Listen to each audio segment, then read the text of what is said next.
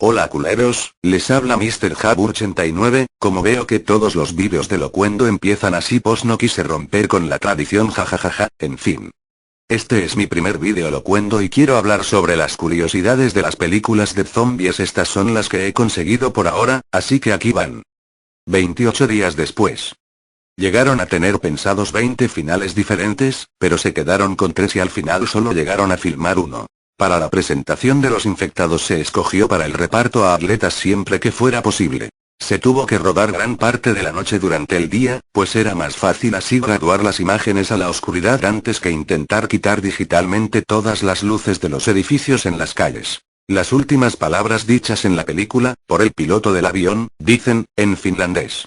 Podrían mandar un helicóptero. El edificio en el que Anna y su padre viven ha sido denunciado y demolido. El amanecer de los muertos.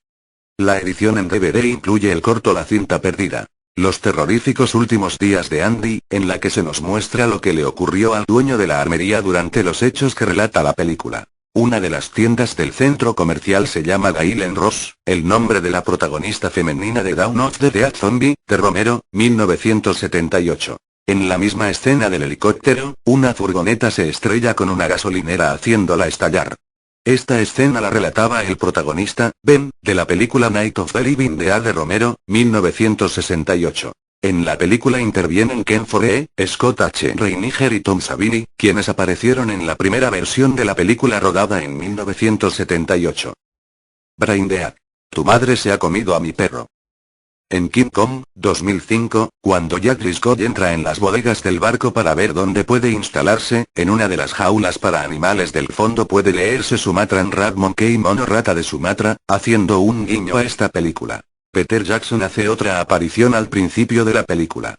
Se trata del explorador que busca al simian Raticus, que luego muere mutilado al recibir múltiples mordidas del engendro, las cincañas. En la escena final, cuando a la madre de Lionel, transformada en monstruo, le revienta el estómago, todos los líquidos y fluidos corporales que le salen no son otra cosa que litros y litros de mermelada de fresa. Durante la escena de la cortadora de césped, la sangre era bombeada a 5 galones por segundo.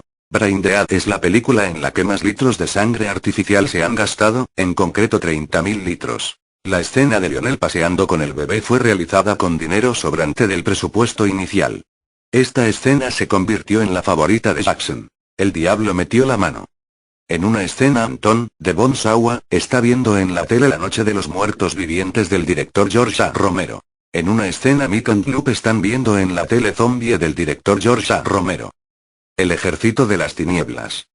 En la película se hace referencia al libro del Necronomicon, un supuesto libro hecho de piel y sangre humanas, del que se pensó que llegó a existir de verdad ya que H.P. Lovecraft hizo muchas referencias de este libro en muchas de sus obras. Posesión infernal. La frase con que se invoca en la película está sacada de Ultimátum a la Tierra. Stephen King, escritor de novelas de terror, calificó la película como uno de los filmes de horror más originales de la historia. La noche de los muertos vivientes. El sótano y las escaleras que se ven en la película no existían en la casa donde se filmó la película, sino que se rodaron en el sótano que había en el estudio de montaje. La sangre falsa era en realidad sirope de chocolate de la marca Bosco. Este mismo efecto y con el mismo producto lo utilizó antes Alfred Hitchcock en Psicosis. Según afirma George A. Romero en la versión en DVD, los materiales y elementos utilizados en el rodaje de la película ya no existen, se perdieron en una inundación del sótano, el mismo donde se rodó la peli, en el cual se tenía guardado todo ello. El cementerio de Evans City que fue usado en la versión original, no pudo utilizarse en la nueva versión, ya que antes del rodaje, un tornado había pasado por el lugar provocando importantes destrozos y dejado varias tumbas al descubierto. La premiere mundial del filme tuvo lugar en el Fulton Theatre en Pittsburgh, Pensilvania, un sábado a las 8 de la tarde de un 1 de octubre de 1968, a la cual solo se podía asistir con invitación. La película terminó con una sonora ovación del público. Uno de los reclamos publicitarios que la Walter Reade Organization puso en marcha, era una póliza de seguro por valor de $50.000 para cualquier persona que muriese de un ataque al corazón mientras veía la película. Cuando los guionistas decidieron basar la película en zombies, ellos pensaron con qué cosas sobrecogerían y darían más miedo a la gente, y acabaron llegando a la conclusión del canibalismo. La ropa de los actores toda ella era de segunda mano.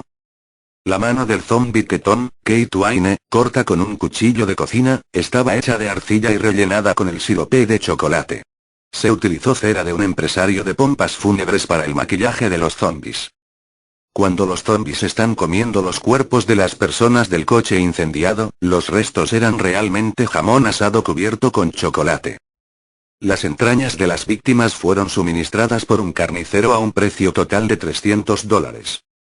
En toda la película no se emplea la palabra zombie. El eufemismo más cercano utilizado en el filme para describir a los muertos vivientes es esas cosas. Fue la primera película de terror en tener un afroamericano como protagonista. Zombie 2. Nueva York bajo el terror de los zombies. La película se hizo pasar en medio mundo como una secuela de Zombie, vendiéndose el protagonismo de Nueva York en la película, cuando la ciudad solo aparecía al principio y al final del film. Resident Evil. George Romero, principal aspirante a dirigir la primera parte de la película, tardó algo menos de 2 años en presentar el boceto de la misma. Tanto él como su presentación, fueron refutados por los directores de Capcom porque, según estos, no se basaba suficientemente en el argumento original del excepcional juego. Al final de la película vemos un periódico en el que pone los muertos caminan The Dead Walk, igual que la película de George Romero El Día de los Muertos Day of the Dead. La película se iba a titular Resident Evil. Ground Zero Zona Cero. Pero los atentados terroristas acabaron, entre otras cosas, con el título. Resident Evil. Apocalipse. Cuando unos policías atrapan a Alice, ella tira sus armas haciendo referencia al juego Resident Evil. Code Verónica, en el cual Claire, la protagonista, hace lo mismo. Angie Ashford, la niña que aparece en la película hija del Dr. Ashford, es la niña que aparece en el holograma de la primera película. El subtítulo de esta entrega, al igual que el del videojuego, iba a ser Nemesis, pero se cambió por el de Apocalipsis debido a que ya fue utilizado por Star Trek. Nemesis. Al igual que en la primera entrega, nunca se utiliza la palabra zombie. Los no muertos. La película fue financiada en su totalidad por los directores, sus familiares y amigos. Los directores, que son hermanos, realizaron la mayoría de los efectos especiales con sus propios ordenadores, alargando a 9 meses la postproducción. Zombies Party. Mientras que todas las películas de zombies ocurren por las noches o al atardecer, esta es la primera película donde toda la acción transcurre un domingo por la mañana. Las escenas con zoom rápido son similares a las que hay en el Ejército de las Tinieblas cuando Ash se construye su mano metálica. Cuando Ed es mordido al final de la cinta, en Estados Unidos la gente gritaba porque les parecía que un personaje tan simpático no debería morir. Cuando Ed habla de la gente del bar y menciona a la antigua actriz porno, el actor cambiaba su frase en cada toma para que Shaun pasase de llorar a reírse de verdad. Se usaban alisiados para simular las mutilaciones. La película tenía tantas lagunas argumentales que se realizaron cómics para completar estas lagunas, luego fueron introducidos en el DVD. La escena en la que todos fingen ser zombies fue colgada en internet bajo el falso rumor de que al final, todos se convertían en zombies. Al principio de la película, cuando aparece el logotipo de Universal, la canción que suena es de la película Zombie de George A. Romero.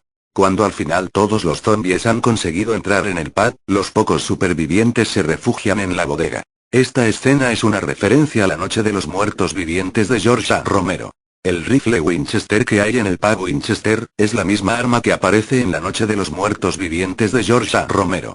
Shaun, Simon Pegg, trabaja en Fore Electric. El actor Ken Foree fue protagonista en Zombie Dawn of the Dead, de George A. Romero. En toda la película se llega a decir en 77 ocasiones la palabra joder. Shaun, Simon Pegg, encuentra en las páginas amarillas el número de un restaurante especializado en pescados, se llama Fulci's Restaurant. Una referencia al director de terror italiano, Lucio Fulci, famoso por realizar películas de zombies. Como al director George A. Romero le gustó mucho la película, hizo que Simon Pegg y Edgar Wright tuvieran un cameo como zombies en la cuarta parte de su famosa saga sobre muertos vivientes, se titula Tierra de Muertos 2005. Se despide de ustedes Jab89, adiós.